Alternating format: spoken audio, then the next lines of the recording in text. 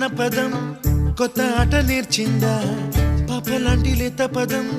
పాఠశాలగా కూనలమ్మ జానపదం